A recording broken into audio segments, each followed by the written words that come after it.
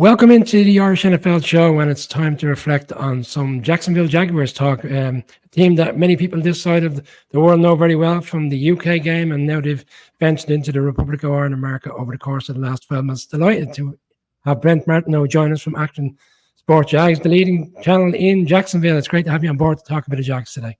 Good to be here. Always good to talk about the Jags. It's a wild time, of course. A big offseason, I think, for the Jaguars to get things right. And Kieran, you're not too far away, so it's great to have you back on board. Our local resident in the US that joins us on the show week to week. Yeah, CBS 47, Fox 30, Action News Jax. That's my local channel. You know, I watch Brent on, my nephew plays high school football with Menendez. So, I catch the Friday Night Blitz, and Brent's all over the place. Brent's got his finger on the pulse with everything going on with the Jags, from what's going on here to the stadium talk. So we'll get into a little bit of that. So let's talk Jags. Brent, busy day for all teams yesterday, I guess, in terms of making a decision who they should tag. I think it was inevitable that the Jags would indeed tag Josh Allen, and I suppose the impact of that is we've seen other players released. Williams, probably a leading cornerback that teams will go after, but Ridley's probably the interesting one. He's had a productive enough season coming back into the NFL. Where do you stand on how the last 48 hours have kind of transpired, and how it kind of factors into what you believe they'll do in free agency come next week when it all kicks off? Yeah, I'm not surprised at all how it shook out. I think there was a trend for this. Even if you look last year, Evan Ingram, right? The Jaguars wanted to keep Evan Ingram, the tight end. He wanted to be here. It still took the franchise tag and then months until really they figured out a contract extension. I think these things are trickier than people want to admit. When you have a negotiation, you got to remember there's two sides. It doesn't matter what the Jags want to do. They still got to get the other side to dance with them a little bit. And in this situation, because the Jags didn't extend Josh Allen before last season, he's got a lot of leverage. He's coming off a 17.5 sack season. He wants to probably see, or at least his representation wants to see, what happens next week in free agency. The price might even go up higher for the Jags. And I think Ingram's people probably wanted to do the same last year. What was interesting is the tight end position wasn't as lucrative in free agency as many thought. So it didn't pan out that way once they let it play out. But I think knowing Josh Allen's coming off a 17.5 sack season, 26 years old, the Jags need him. He'll be a coveted guy if he was a free agent on the open market. I think that gives a lot of leverage to Josh's side. And then the Calvin Ridley stuff, again, I just don't think we can be surprised by it. He now becomes a supply and demand thing in the National Football League. He is going to carry a lot of demand next week when the open market hits. And if I'm his representation, I know that the guy that I've got is going to command a lot of money. Why would I jump into a relationship and a deal with the Jags when it might be more lucrative to wait? Just a follow-up on that. Do you think the Mike Evans deal that was secured this week kind of impacts on that as well? Many a wide receiver, and Ridley included, will look at this and go, with Mike Evans, arguably the number one receiver on the market, that kind of goes away now, and everybody moves up a little bit more opportunity to kind of secure a long-term deal. Yeah, I think it does, but I also think we have to be a little careful to be carried away with comparing the two apples to apples, if you will, because Evans is a number one wide receiver with a Hall of Fame resume.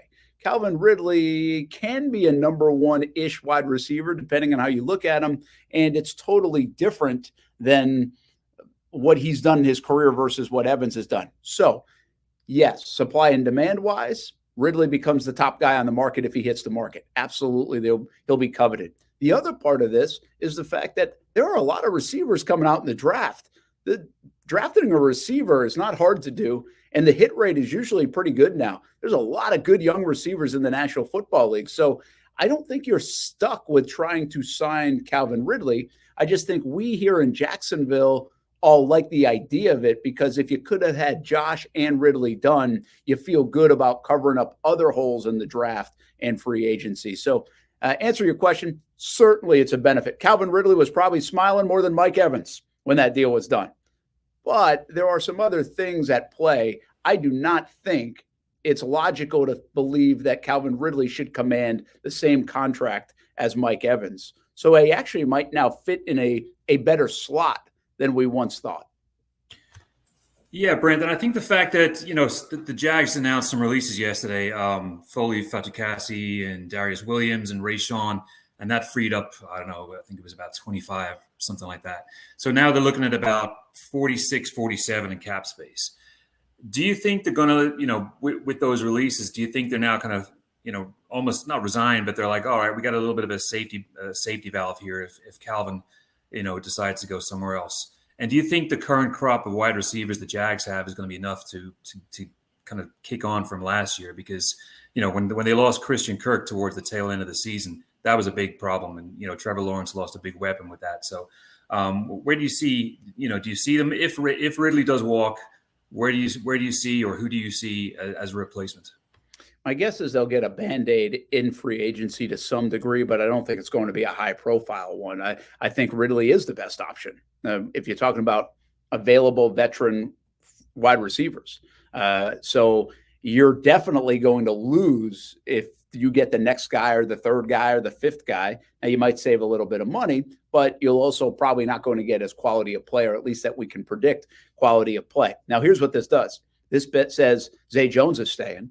So now you have Christian Kirk and Zay Jones. I think if they had re-signed Ridley, you wondered if Zay Jones would stay. So I don't know if you were going to keep the full complement anyway. And a lot of things that we're discussing on our show is, why don't they go all in more for Trevor Lawrence for this offensive side of things? Why wouldn't you try to keep Calvin Ridley and draft another receiver as a young guy for the future that can grow with Trevor Lawrence? They both can be young players in the league for a long time to come. So I don't really look at the receiver position as much if they lose Ridley as a free agency deal. I think they will have Christian Kirk, Evan Ingram, Zay Jones, obviously ETN as a weapon in the backfield. And then I think they need to do something in the draft. I think they will now pivot from saying, hey, we're going to spend $17, $18 million a year on Calvin Ridley. Instead, we're going to go get a young receiver on a deal with maybe that second pick that they would have had to give up if they signed Ridley.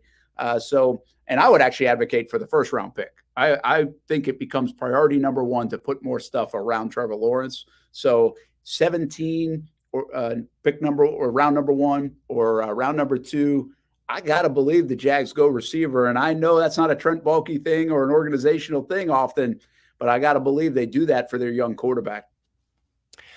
Brent, 5 of the 8 teams that were in the divisional round the previous season didn't make it back, the Jags being one of them. And going into the season, the Jags obviously were clear favorites, going for the division, the AFC South. And it didn't transpire that way. We've seen really, I suppose, bounce back years from the Colts with new head coach and obviously the Texans starring on in itself. Where are you on the Trevor Lawrence production and where he's developed? Because at one stage in November, and Kieran was there representing the show at the Bengals game on the Monday night, there was talk of the Jags being the 1 seed, potentially the 2 seed, and it didn't transpire whatsoever. I don't think anybody saw the kind of fall down coming, not making the playoffs, and he was inconsistent, but he did have a lot of injuries last year. Are you in any way concerned, or do you really firmly believe put the production around in terms of the players, which we just alluded to, and we'll see him bounce back next year? We are sitting here in the early stages of March. I said the same thing coming out of the season in January. I'd pay him right now.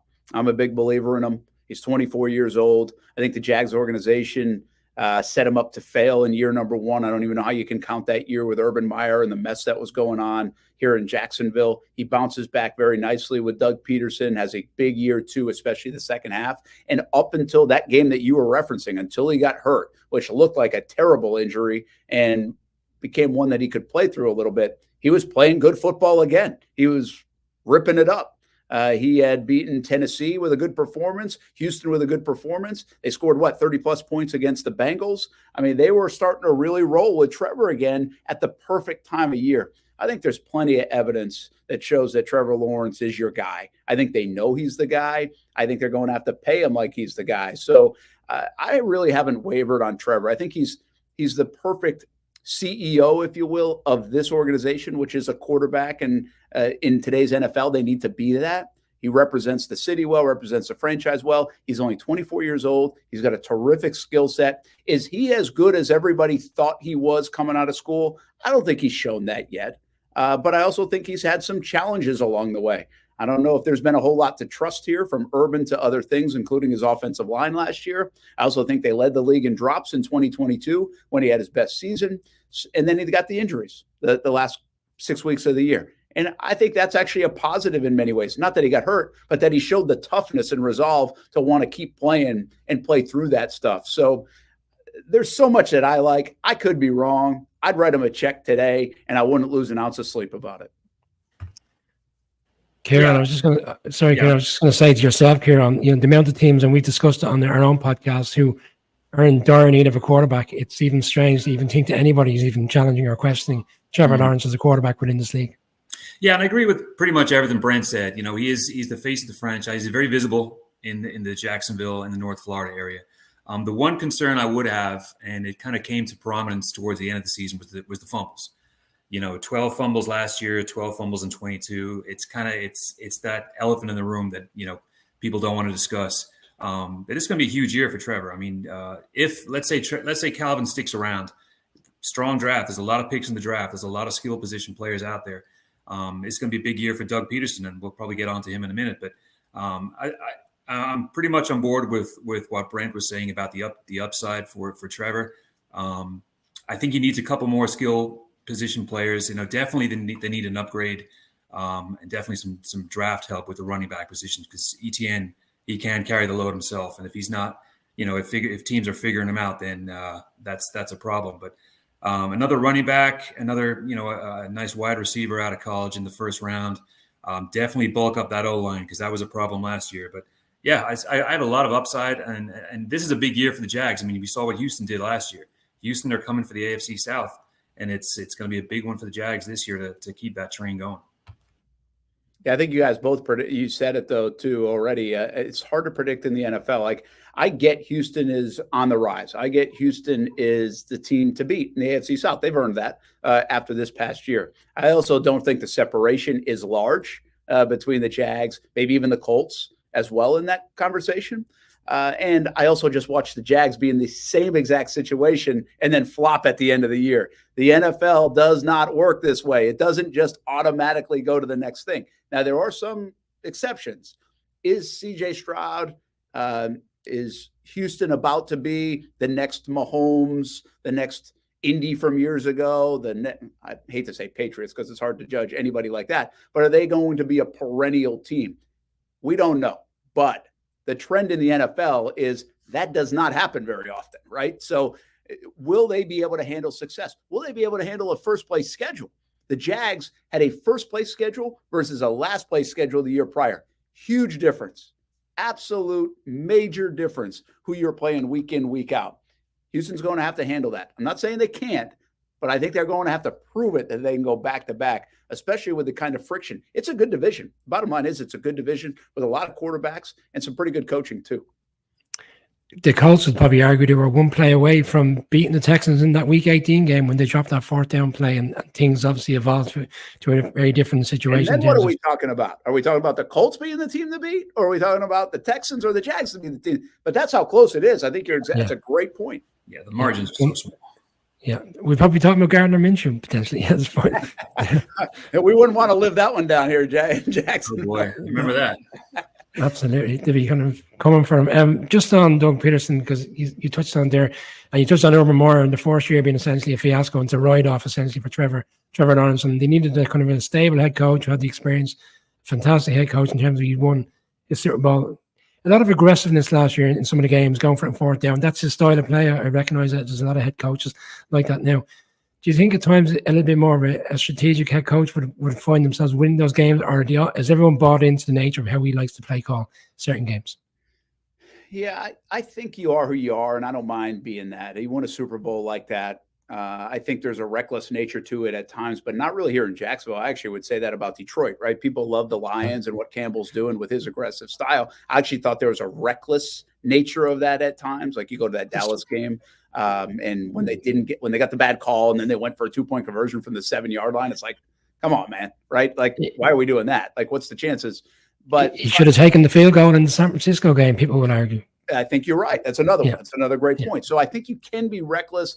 It's cool to be true to who you are, but you've got to still play out the scenarios, the emotions, the flow of games. It's what we say about analytics. It's okay to be true who you are, but they can't feel the emotions of a game. Those computers can't feel that. So that's why we have the human element to do that. I actually think Doug does a pretty good job of that. I think Doug is not just we're going for every fourth down. I think he's aggressive.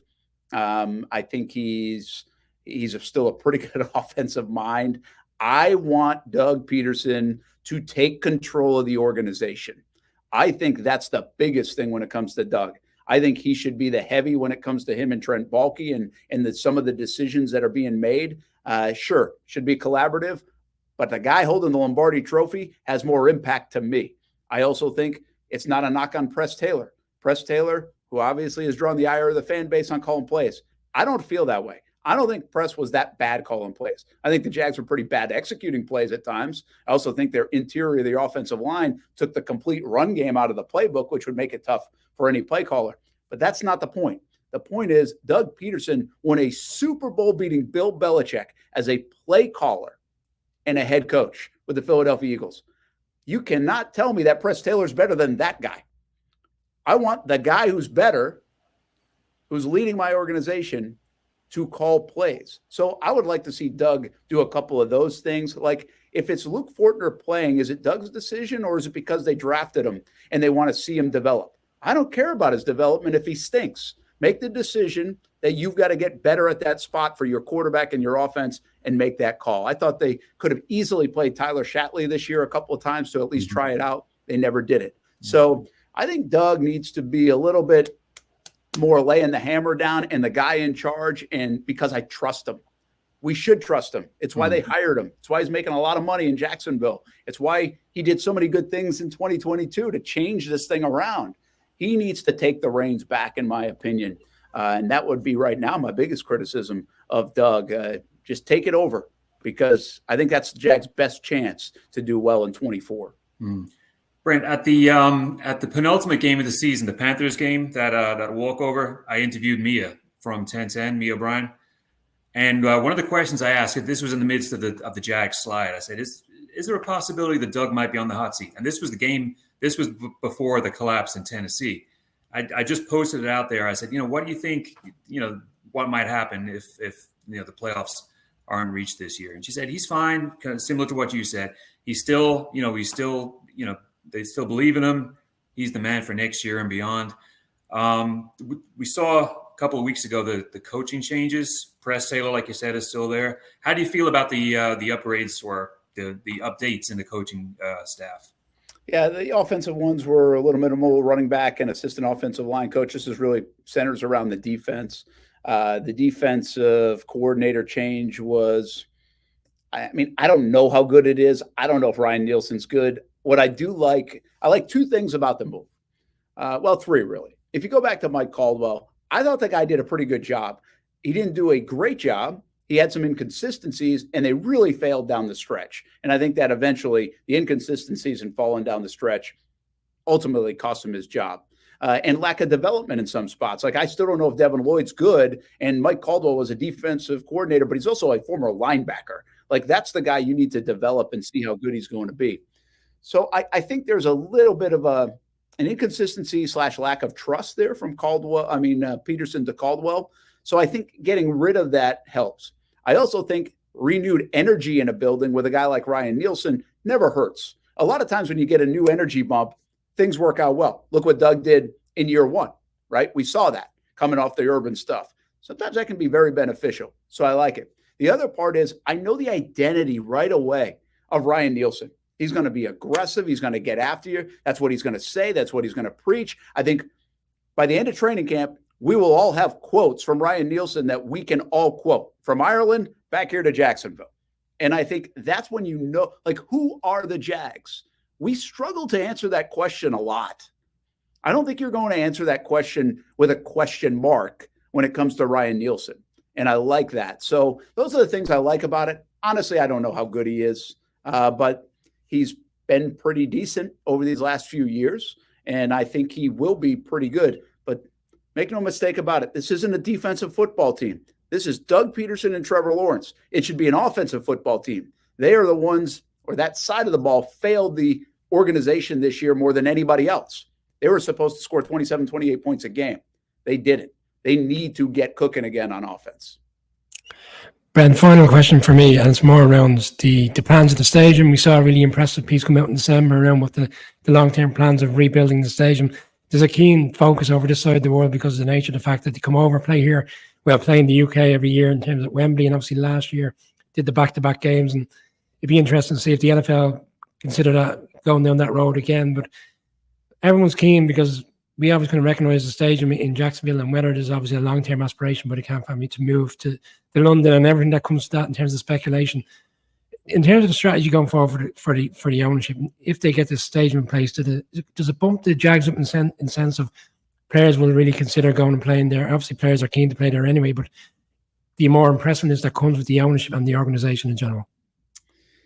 Yeah, I don't know if it helps the player. It can hurt. The Miller Electric Center where they just put in the practice facility certainly helps. It doesn't hurt. I think we are in a generation where some of those materialistic things, they're used to that. Some of these guys coming from big high school programs, obviously huge college programs, they have Taj Mahals that they play in, and they get all the benefits. So I think it does help to keep up with that part of it. I also think at the end of the day, if a player is picking between A, B, and C, I don't think they really look at the structure. I think they look at the offer in front of them and how much money is on the table. I think that wins the day. So, it can't. Harsh reality. Yeah? That's the reality. I mean, most of the time, that's the reality. So I think, I think, first of all, the stadium, I believe, is going to get done. I think it's going a little slower than people anticipated. But it has to get done. So it's going to get done in some way, shape, or form. That's my full belief. I've likened it to the Josh Allen contract. It has to get done. Right. So it will get done. We just don't know when and how and what it looks like. Yeah. So I think the Jags will, the city and everybody else will eventually do it. I think it will be a huge deal for the city of Jacksonville. One, to squash any other outside comment about moving to London, which I think we now believe is just a goofy idea that's a full-time thing. I don't think people are buying that anymore, but you still hear it from time to time. I think the Jags will have a place in London to play that game, maybe even two on the road game like we saw last year, and I think we could see it again this year. Yeah. So it's a footprint, no doubt. But as you know, in Ireland, the NFL's footprint just about everywhere too, right? Grow the game, new fans. And I think the Jags are going to do that. But this is going to be home base. And that stadium could really mean a lot for not just the Jags, but the city and helping build up the city. As I say around here, what this place looks like in the latter 5 years of this decade, 28, 29, 30, could be something really cool, especially if Doug and Trevor take off and take this team to winning heights where we thought they were about 3 months ago. We thought they were on the verge. And if they can do that and find that, and that's a big if, I think we're about to settle into maybe, maybe some of the greatest years in the history of Jacksonville when it comes to the combination of sports and the feel of the city and the vibrancy and everything else. Yeah. The reason why I kind of included that in the conversation is it just seems like it's gone a little quiet lately with the discussion. Mayor Deegan, she went over to London, in the fall. And, obviously, we both live in the area, so we see in the news the back and forth about who's going to pay for it. Do you think that this is a rhetorical question, really, but the design maybe scale back a little bit? And then there's the question, will they play in reduced capacity? Will they play in Gainesville? Will they play at Daytona? Will they play in Orlando? So there's a lot of, like you, Brent, I do believe it'll get done, and it's going to be phenomenal for the downtown area. It's much needed, as you and I both know. And I think, I'm excited to see whatever it is, because, when we're there at a 1 o'clock game in October and it's 95 and it feels like 115, that roof that they put in Miami would be real nice. So I know, a lot of people I live and work with in St. Augustine are, we're Jags Central down here, obviously, but they're really excited to get a much improved kind of game experience. More AC, roof, concessions. It's an old stadium, as you and I both know, and I'm really excited to see what comes down the pike. Yeah, but just to answer your question too, I believe, and I don't know this. I know this part. It is slower going. We thought maybe this thing could get done, I think by the end of this month, maybe, but really more toward the end of April, and then in owners' meetings in May from the initial timetable. From what I understand, that could be pushed back a little bit longer now into the summer. I still expect by the time the season rolls around, I think we've got something done and maybe approved and all the rest. That's at least my expectation, not really inside information. The other part of it is where do they play? And the latest thing is they might not have to go for 2 years, 26 and 27. It might just be 27. If they do that, I'm curious if we get more games in London for that 1 year.